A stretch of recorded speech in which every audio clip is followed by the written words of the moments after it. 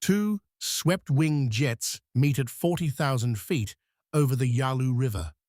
On paper, they're close to even. So why did one side walk away with a kill ratio the other side could never quite explain? The number that survives in the record is lopsided. For years, it fed a legend. Set the legend aside for a moment. The honest question is simpler than the legend. What did the machine actually give the men who flew it? Start with the shape. The F-86 Sabre was the US Air Force's first swept-wing fighter, and that wing didn't come from nowhere. The record shows the design leaned on captured German wartime research into swept-wing aerodynamics. German engineers had already run the wind tunnel numbers on sweep before the war ended. North American took a straight-winged prototype and rebuilt it around that geometry. That was a gamble made in metal, before anyone knew for certain it would fly the way the numbers promised. Sweeping the wing delays the shock of compressibility as you near the speed of sound. It buys speed before the airflow tears itself apart. That was the whole point of it. The Sabre first flew in October 1947. Within a year, it proved the point in the loudest way available. In 1948, an F-86 set a world speed record of 679 miles per hour. That's a straight line drawn through the air, faster than anything the service had flown before. Under the skin sat a General Electric J-47 turbojet. In the F-86 F-30, that was the J-47 GE-27, producing 5,910 pounds of thrust. It was reliable, it made good power, and it let the airframe do what the wing promised. An engine and a wing are only a partnership when both hold up under the same demand.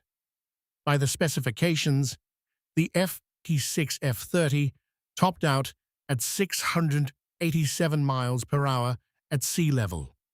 Service ceiling was 49,600 feet, with fuel for a range near 1,125 miles.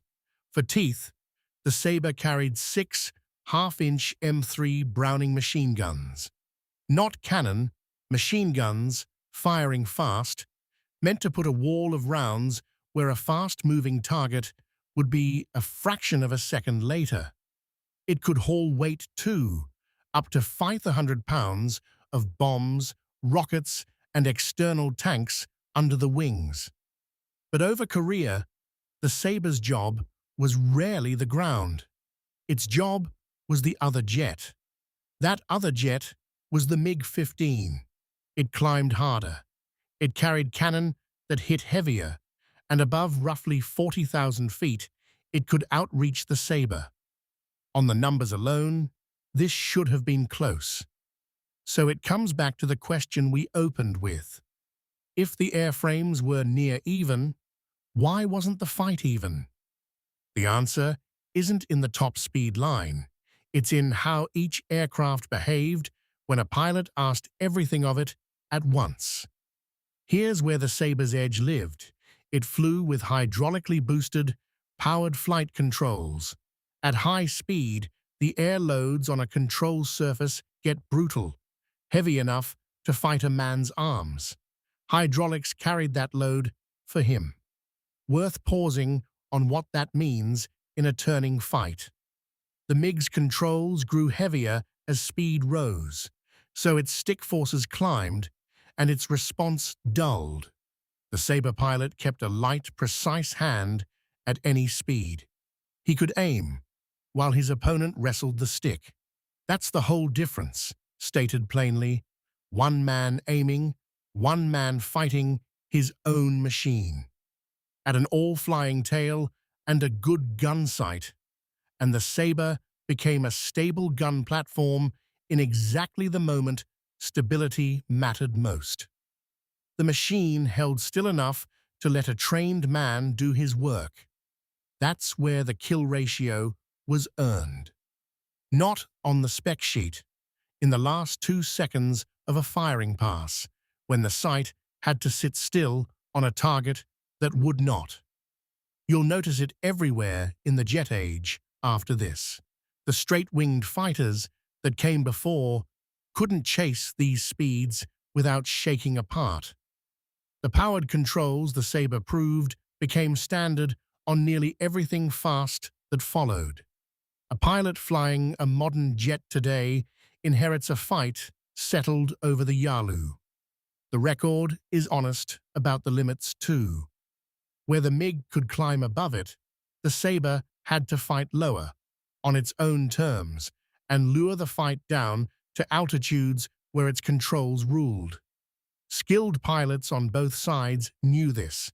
The advantage was real, but it had to be flown for. No spec sheet wins a fight by itself, so the near-even matchup was never really even. The difference sat in the hydraulic lines and the tail, in what the pilot could ask of the airframe when it counted. But that raises the next question.